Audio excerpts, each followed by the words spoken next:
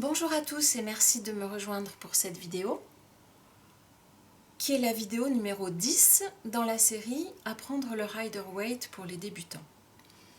Alors juste avant de filmer cette vidéo, j'ai filmé la numéro 9, qui était un exercice d'introduction à la suite des coupes. Maintenant, je vais vous raconter une petite histoire pour vous aider à mémoriser ce qui se passe dans la suite des coupes et plus particulièrement de l'As au 10. Alors, le principe de raconter une petite histoire, ça a l'objectif de vous permettre de mémoriser plus facilement les cartes. C'est très réducteur parce que c'est une histoire courte et chaque carte raconte une étape de l'histoire. Et bien sûr, dans le tarot, une carte a beaucoup plus qu'une seule signification. On peut lire chaque carte à différents niveaux d'interprétation.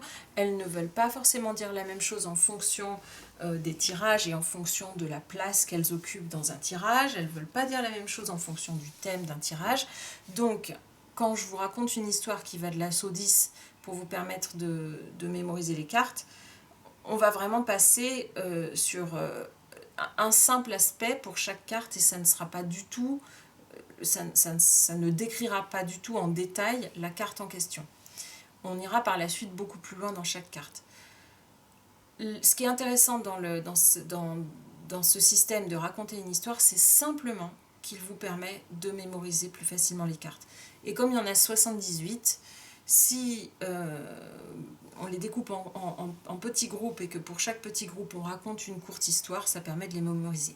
Donc je vais vous en raconter une pour la suite des coupes, j'en raconterai une autre pour la suite des pentacles, etc., pour les 4 suites, et j'en raconterai une également pour les cartes de cours, et enfin une autre pour les majeurs.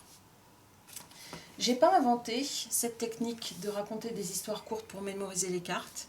Je me suis inspirée d'un livre de Ayan Ishii qui s'appelle Learn Tarot in a Day, 6 Short Stories to Memorize the Cards.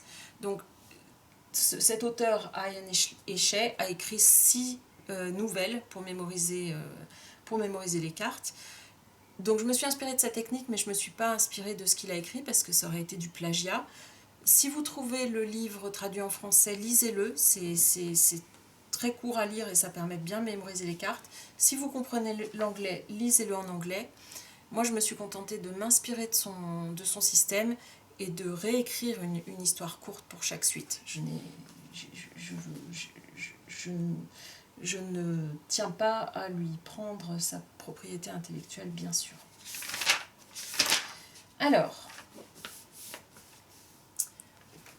cette petite histoire, elle va parler de la suite des coupes de l'As au 10.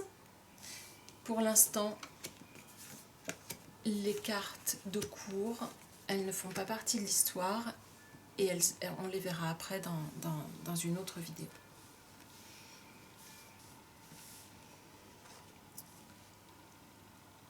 On fait une rencontre, on a un coup de cœur, c'est le début d'une histoire. Et on boit ensemble le filtre d'amour.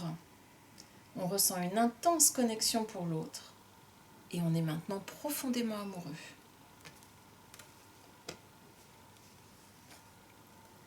C'est le bonheur total et on célèbre ça entre amis. Amour, amitié, on est comblé et on est complètement heureux.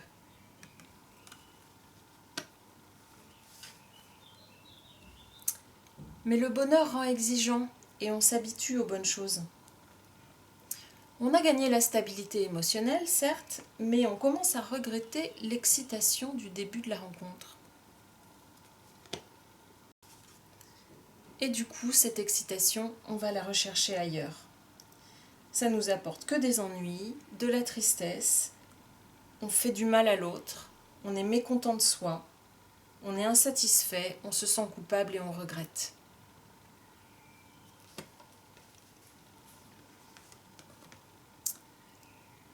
La nostalgie du bonheur passé nous pousse à nous réconcilier et heureusement, l'amour sincère est toujours là.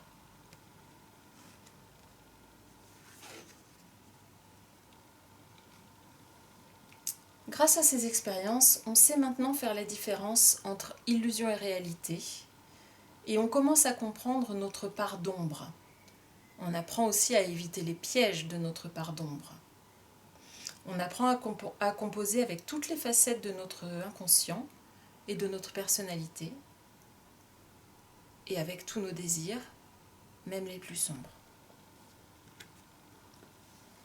Du coup, on cesse de se comporter en enfant gâté, on grandit et on quitte nos erreurs passées, même si cela nous demande des efforts.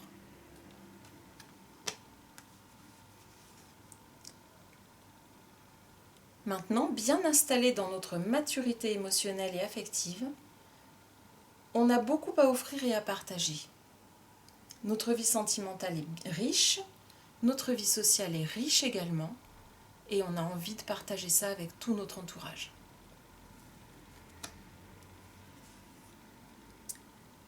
L'histoire d'amour continue, elle est fertile, et on peut maintenant envisager l'avenir sereinement. Notre enfant intérieur peut grandir en sécurité, et les potentiels enfants qui peuvent être nés de notre union peuvent aussi grandir en sécurité. Notre besoin d'appartenance est rempli, notre besoin d'amour est satisfait, nous pouvons donc nous épanouir et laisser libre cours à notre créativité. Voilà, c'était la courte histoire qui illustre cette suite des coupes. Ce que je vous suggère, c'est de la réécouter en regardant bien à chaque étape de l'histoire la carte qui est attachée. Et dans un deuxième temps, de couper la vidéo et d'essayer de vous remémorer l'histoire en regardant les cartes l'une à la suite des autres. Essayez de vous remémorer l'histoire de mémoire. Et puis d'y revenir dans un petit moment, de poser les cartes, d'aller faire autre chose et de voir si dans une heure vous vous souvenez toujours de l'histoire. Encore une fois, ce n'est pas destiné à ce que vous sachiez entièrement et complètement la signification du 3 de coupe, par exemple. C'est simplement pour vous aider à mémoriser les cartes. Et par la suite, tout ce qu'on va voir, tous les symboles supplémentaires qu'on va voir dans les cartes, vous pourrez les poser sur une base où vous aurez déjà mémorisé les cartes. Donc là, on a commencé par les coupes et bien sûr, on continuera par la suite avec les autres cartes des autres suites et puis par les arcanes majeures aussi. Merci et à bientôt.